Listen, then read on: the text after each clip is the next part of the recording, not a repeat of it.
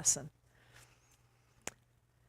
Are any of you as frustrated and as angry as I am about what's happening in our country, in our state of affairs, or the world around us? There's the homeless issue, not only here in Chico, but in the state of California and all over the United States. There's mass shootings, there's gun control laws, there's a woman's right to choose, racial challenges, or how about illegal drugs and the drug overdoses? What are some of your frustrations right now? Just shout them out. High gas, I knew that was going to come up. Homelessness. What else? Divisiveness. What else is bothering you? What's your frustrations? Politics. Just the Politics. Just the fear that's in the, all you hear is the negative stuff, all the negative stuff. Yep. Triggers all the fear. Yep. Comes up over and over and over again. The inflation. War. Inflation. Inflation. Yeah. Yeah. We got a lot of issues going on for us right now that are frustrating us. And 2 days after the mass shooting in Uvalde and 12 days after the racial killings in Buffalo, Chaplain Han, who is a Buddhist monk, explained or told her students as they were headed for a Thai temple in Massachusetts, a Buddhist parable. A man was shot with a poison arrow. The arrow pierced his flesh, and the man demanded answers. What kind of arrow was it? What kind of poison was it? What kind of feathers were on it? Was it hawk or eagle, or what was happening with it? And all the questions that he was asking missed the point, said the Buddhist. What is important is pulling out that poison arrow and tending to the wound. Now, Chaplain Han went on to say, we need to be moved by the pain of all of the suffering, but it is important that we are not paralyzed by it. It makes us value life because we understand life is very precious. Life is very brief. It can be extinguished in a single moment. As of today, there have been 251 mass shootings in America with 4 or more people in 2022 alone. In recent days, an arrow has been lodged deep in the hearts of America. It is about the killing of 19 children and their teachers, about the loss of the 10 people in Buffalo, and the list just goes on and on. There are other arrows deep in our hearts as well. You mentioned a few of them. One other one that I'm surprised didn't come up was more than 1 million people in America have died from COVID. That, as well as the increased drug deaths in 2021, it was 108,000 people, has lowered our life expectancy in America. That's the first time it's happened since World War II. Then we have the new voting laws that are attempting to deny certain people of color their right to vote, or at least making it harder. Or what about a woman's right to choose? What happens to her? Are we getting ready for the United States to turn into a Gilead, where we'll be the handmaiden's tale? All of these things and much, much more point to a nation that is struggling and divided in how to work through our challenges together. If you've ever flown over the Midwest, you may have noticed that some of the farm fields are like circles. I hope you can see that back there. And if you look at the screen right now, you'll notice that these are crop circles. They're big, big round crop circles. And the reason why the crops are circles versus rectangles or squares, like we have here in California, is because their sprinkler system is round rather than horizontal moving through the field. It stays in the center and shoots out over the whole field. So what transpires, or what happens, is the corners of the crop do not get watered. Sometimes the farmers don't seed them. Sometimes they don't bother to do anything to them at all. They just let them go to waste or to seed or to weeds that happened. But this is partly, in my experience, is we all have corners within our crops. We are the crops. So just what do we need to do to return to center? What do we need to give our attention to so that we don't go from bad to worse? To heal our nation, the primary thing, the first thing we must do is to heal ourselves and then come back to center. We know that what is growing in the center of the field is what is getting fed and well taken care of. Now, the corners of our life or of our nation are those things which we know exist, but we're perplexed as to how to fix them. So why is this just so important that we have to fix them? We know from our teaching that peace and love begins in each and every one of us. It's peace and love isn't out there. It's deep within us. And to heal our nation, we must first heal ourselves.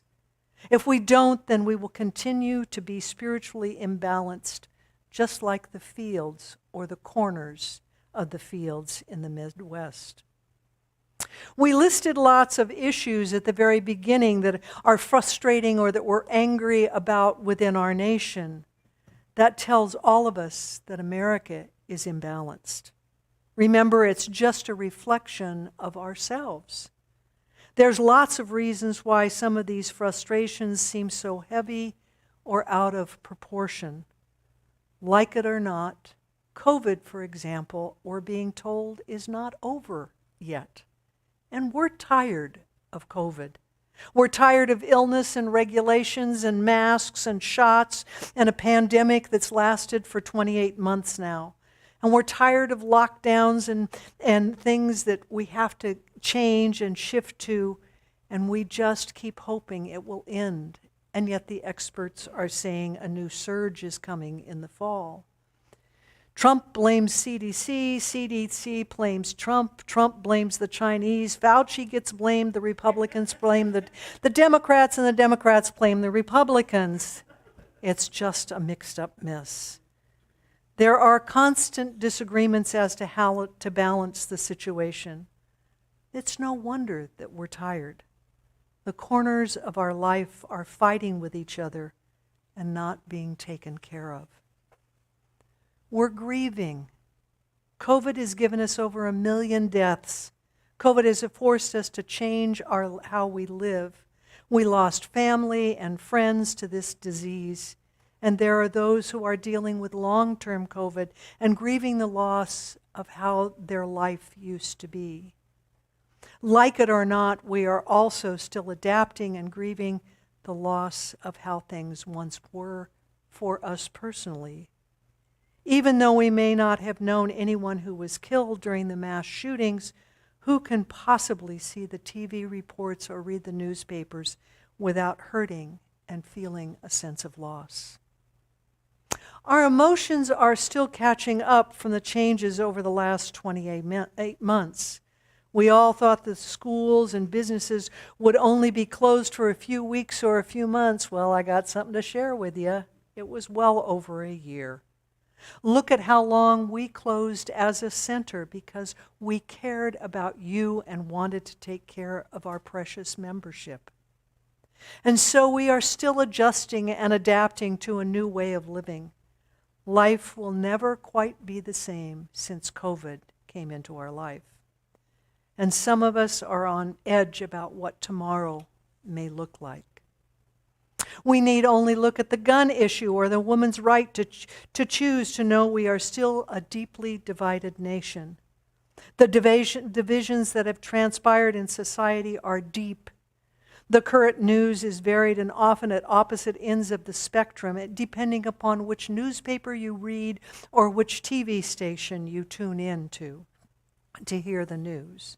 The media, such as Facebook and Instagram, often deepens the divide between us. We can take steps towards unity by being a united spiritual community within our home community. Individually, we can look at the corners within and move back to center through our spiritual practice.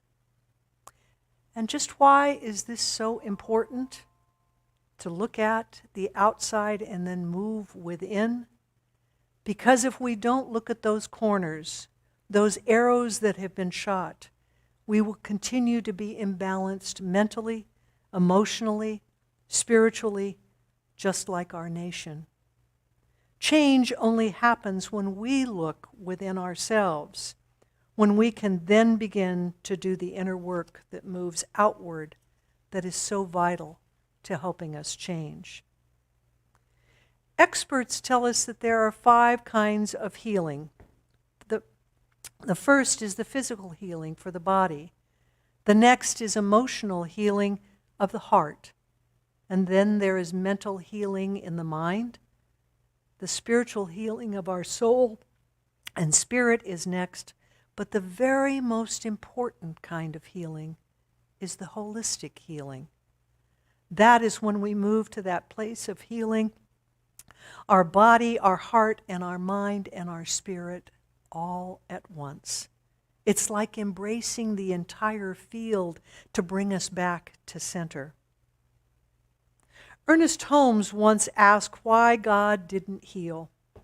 He replied, because God has made us and let us alone. We are independent. We will be sick until we get tired of being sick. That's all. Are we tired yet? I think so. He further said, healing and demonstration take place as our minds become attuned to the truth of being. There is no process of healing, but there generally is a process in healing. This process is the time and effort which we undergo in our realization of our truth. It is time for us to come back to our center as individuals and as a nation so that we may embrace the truth of our being. In 2 Timothy chapter 1, verse 7, it states, "For God has not given us the spirit of fear, but of power and of love and of good discipline." We all have the power to love, and we have discipline to spiritually heal ourselves. We all have that power of love to come together in unity and move our nation forward. So where do we begin? First, let's understand that what spiritual healing is all about. It is the practice and experience of restoring, harmonizing, and balancing our soul. Spiritual healing is also the experience of reconnecting with our true nature. Author and teacher Shakti Gawain, which probably most of you are familiar with, states, spiritual healing occurs as we begin to consciously reconnect with our essential being, the wise, loving, powerful, creative entity that we are at our very core, at our center. It is coming back to that center after healing our corners. So what will it take to return to that place of wise, loving, and powerful being that we all are?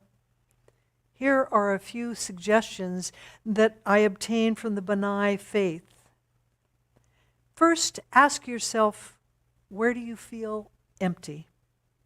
You may not have any physical or emotional or material problems, yet you just might think your life should be more than how you exist every day. If you find yourself feeling empty, then be willing to explore the why within. There truly is only one cause of inner emptiness, according to the experts. It's called love, self-love. It is when we fail to love ourselves and don't believe that we have value. You can start with a very simple affirmation. I love myself unconditionally. Say that with me. I love myself unconditionally. I love myself unconditionally. Once more, I love myself unconditionally. Say it with conviction. And know that you can post that all over everything.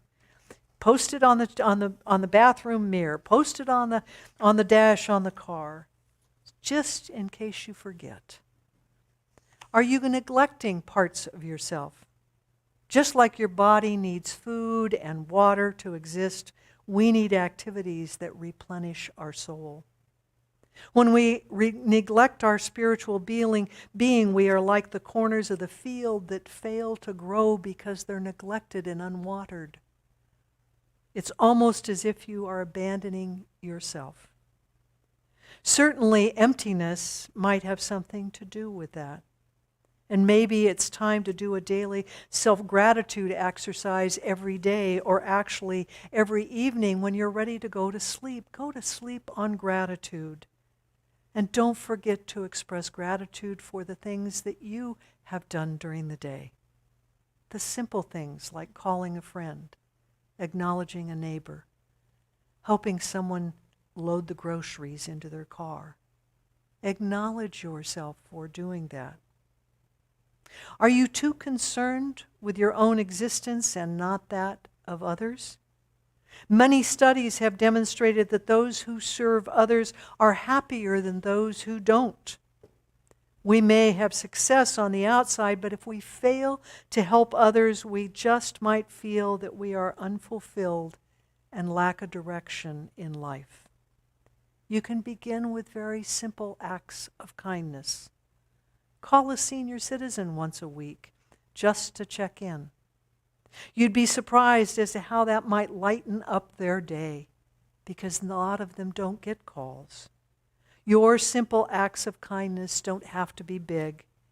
It's the simple things that have the most profound effect upon others. Do you happen to find fault with others? Or maybe you do a little backstabbing or a little gossiping and putting people down. A Buddha once stated, "Let your thoughts dwell on your own spiritual development and close your eyes to the deficiencies of other souls." Most of us have long since forgotten the words of Jesus in John 8:7. "Let he who is among you without sin, let him first throw a stone at her." When we disparage others, we take ourselves down a notch or two. After all, are we blameless? Are we perfect as we are? We are all entitled to our beliefs and our opinions. We don't have to make others wrong because they believe differently. Our job is to be curious about why they believe differently. What do they believe and why? And then establish a meeting place in the center. Come together in unity. Some of us find ourselves a little bit apathetic with the situation as they are. We're tired of the division within our country. We are frustrated by the infighting at work. We feel like there is so much we cannot do anything about, so we actually stop trying. Apathy further sucks us down into a hole of meaningless thoughts. And it is time to look for the good in others instead. I have often thought that we should have a daily newspaper that would tell only good stories about the good that people are doing in the world. And who doesn't feel good after listening to 25 lousy minutes of news when they always come on with a great story to end with about what wonderful things someone somewhere in the U.S. has done for others? A balanced adult life consists of work, family, recreation, and faith. How are you doing with all four of those? Are you balanced? Many years ago, I worked in city government, and I found my life very unbalanced with an excess amount of work. My relationship suffered, and there wasn't much time for fun. Sometimes we spend too much time on one of these areas and neglect others. This can create conflict internally and externally. We all need to pause and decide if our priorities are in order. If they aren't, then it's time to alter what you're doing. Biases and prejudice separate us from the truth. Recently on the CSL Ministers listserv, we were having a major discussion about the recent shootings, and someone commented, "We do not all have to agree on everything, but we do need to agree on a few things.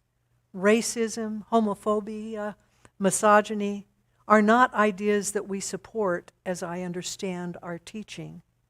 To be for a world that works for all of us is to be willing to see, name, claim, and create what we are for. Love, justice, peace, well-being, adventure, fun, joy, prosperity, the good stuff that we all need." Baha exhorted us to strive daily to eliminate all prejudice by saying, "Close your eyes to racial differences and welcome all the light of oneness." We can all begin anew by looking at our own prejudices, the isms, and the shifting beliefs that prevent us from creating powerful relationships. So how many of these challenges are keeping you in your corners? How many of these issues keep you from the truth of who you really are? How many of your corners stop you from expressing love? We create the world we live in. It is our choice to see and be peace and let go of anger. It is our choice to be love and let go of hate. It is our choice to heal the corners of our life and return to the center of our being. There was once a student who came to a wise sage and asked, "What do people lack that prevents them from making the world better?" "They lack things that they do not ask about," the sage said. He could see that the young man was slightly perplexed by his answer, and so he continued with his mini lecture. "What do people ask God for?" he said. The student replied, "Why, they ask for happiness, they ask for wealth, they want love, even talent for the sake of fame and success and money." "Ah, yes. But do you ever hear someone asking God to make him smarter, kinder, or more loving?" The student thought for a moment, shook his head, "No." And then all of a sudden he goes, "That's it, that's it." The student shouted with glee, we don't ask for the right thing. Everyone considers himself sufficiently intelligent, kind, and willing himself entirely different than what he is. The student got up and left with the answer that he thought he had received. Good mind. That's what people do not think to ask God for, and the world would become better if they did. And the sage sat and just shook his head. The thought to start with himself had never occurred to the student. May each of us pull out the poison arrows that pierce us. May whatever has paralyzed us in the past be healed. May we fertilize, water, and nurture our corners with love and kindness and spirit, so that we may return to the center, beginning a new shift in our nation, remembering to ask in prayer for the right thing, so that change begins within each of us. This is the truth in my life, and this is the truth in yours, and so it is. Amen.